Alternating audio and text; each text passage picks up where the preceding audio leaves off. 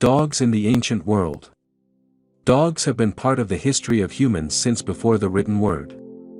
The ancient temple of Gobekli-Tepe in Turkey, dating back at least 12,000 years BC, has provided archaeologists with evidence of domesticated dogs in the Middle East, matching the earliest evidence of domestication, the Natufian Tomb, c. 12,000 BC, discovered in Ein Mallaha, Israel, in which an old man was buried with a puppy. In southern France, footprints of a child walking next to a canine were preserved in the earth of Chauvet Cave, dating back 26,000 years, and a 2008 EC study concluded that dogs were domesticated in Europe between 32,000 to 18,800 years ago, with the oldest dog remains in the world found so far dated to 31,700 years ago, Viegas, 1. This Paleolithic dog most closely resembled a Siberian Husky, Viegas, 1. The findings of the 2008 study are challenged by dog remains found in the caves of Goyet, Belgium, that date back 36,500 years. However old the first dog was, or how they were domesticated, they became friends with humans very early in history and remain so. In many cultures of the ancient world, dogs figured prominently and, for the most part, were regarded in much the same way they are today.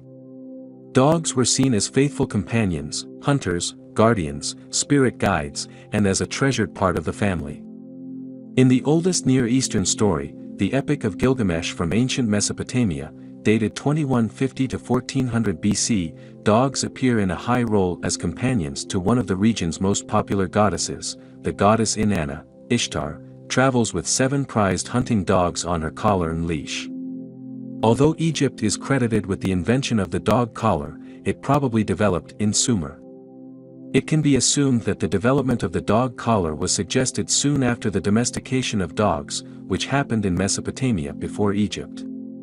A golden pendant of a dog, clearly a saluki, was found in the Sumerian city of Uruk dated 3300 BC, and a cylindrical seal from Nineveh, dated circa 3000 BC, also features a saluki.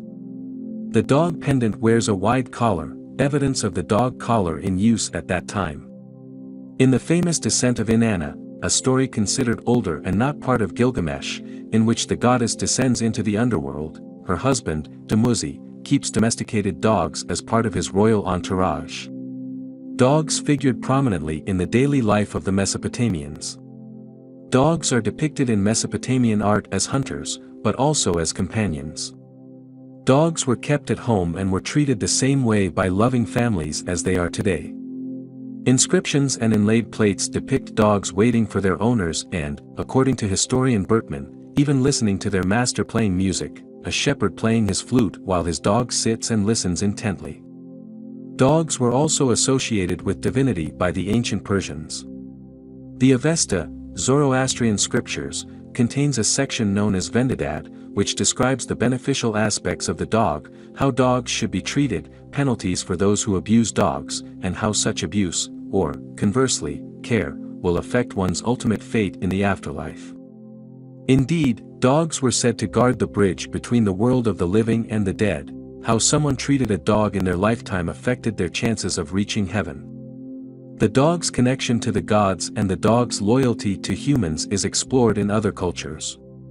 In ancient Egypt, the dog was connected to the jackal dog god, Anubis, who guided the soul of the deceased to the hall of truth, where the soul would be judged by the great god Osiris. Domesticated dogs were buried with great ceremony in the temple of Anubis at Saqqara, and the idea behind this seemed to be to help the deceased dogs pass easily into the afterlife, known in Egypt as the Junco's Field, where they could continue to enjoy their life as they had on earth.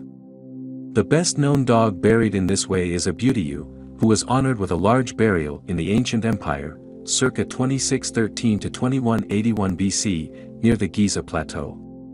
Clearly, the dog was an important part of Egyptian society and culture, but so was ancient Greece.